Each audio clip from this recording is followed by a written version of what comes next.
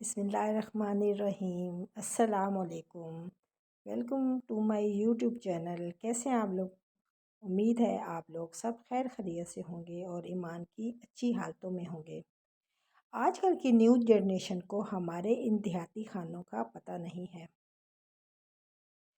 ہم ماؤں کو چاہیے کہ ماڈرن اور جنک فوڈز کے علاوہ اپنے ثقافتی کھانوں کو گاہے بگاہے گھر میں تیار کریں، جو کہ غذائیت سے بھرپور ہونے کے ساتھ ساتھ وزن کو کم کرنے میں مددگار ثابت ہوتے ہیں۔ تو آئیں، آج ہم بناتے ہیں بہت ہی مزیدار باجرے کی روٹی، جو کہ میٹھی اور نمکین دونوں طرح سے بنائی جاتی ہے، مگر آج میں آپ کے ساتھ بناؤں گی باجرے کی میٹھی روٹی، جو کہ ناشتے میں بہت ہی مزیدار لگتی ہے۔ آپ اس کو ناشتے میں یا شام کی چائے میں کھا سکتے ہیں۔ یہ بہت ہی مزیدار ہوتی ہے اور غذائیت سے بھرپور ہوتی ہے۔ باجرہ تاثیر میں گرم اور پروٹین اور آئرن سے بھرپور ہوتا ہے، وزن کم کرنے میں بہت اہم کردار ادا کرتا ہے۔ جیسے ہی سردیاں بڑھتی ہیں تو طرح طرح کے پکوان کی ڈیمانڈ بھی بڑھ جاتی ہے۔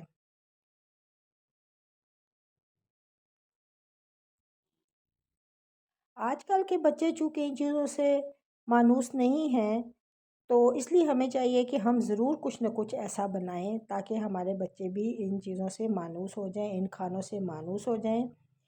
میری امی تو ہفتے میں ایک بار ضرور باجرے کی میٹھی روٹی یا مکئی کی روٹی یا اس طرح کی جو بھی اچھی جو بھی غذائیت سے بھرپور چیزیں ہوتی تھی روٹی بنایا کرتی تھی۔ تو آج میں اپنی امی کے طریقے سے ہی آپ کے ساتھ باجرے کی میٹھی روٹی بناؤں گی۔ تو سب سے پہلے جی ہم نے گڑ کو کوٹ کر پانی میں ڈال کر رکھ دیا تھا۔ اگر آپ کو زیادہ جلدی ہو تو آپ گرم پانی میں ڈال کر رکھ سکتے ہیں۔ ایک بار گڑ اور 2 کپ پانی، اور میں نے باجرے کا آٹا بھی 2 کپ ہی لیا تھا۔ آپ اپنے ٹیسٹ کے حساب سے گڑ کو زیادہ یا کم کر سکتے ہیں۔ ہمارے گھر میں میٹھا کم استعمال ہوتا ہے، تو اس لیے میں ذرا میٹھا کم ہی استعمال کرتی ہوں۔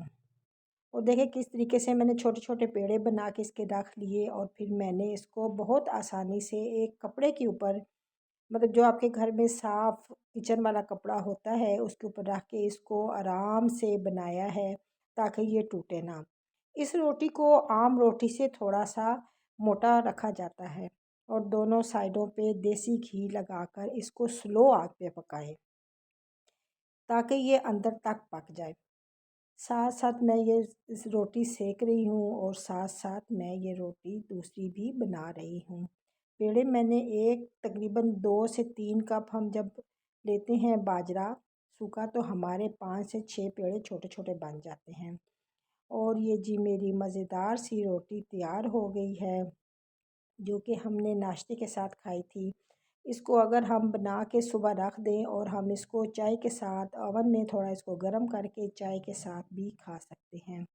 ایسی چیزیں اپنے گھر میں ضرور بنائیے تاکہ ہمارے بچے ان چیزوں سے بھی انٹروڈیوس ہوں۔ اگر ہم بنائیں گے تو بچے ظاہر ہے کھائیں گے۔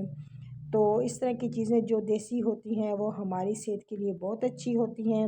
گندم سے ہٹ کے بھی کچھ ہمیں کھانا چاہیے۔ آج کل تو ڈائٹنگ وغیرہ کا بھی بہت رواج چلا ہوا ہے، تو اس لیے ملٹی گرین آٹا لوگ زیادہ یوز کر رہے ہیں۔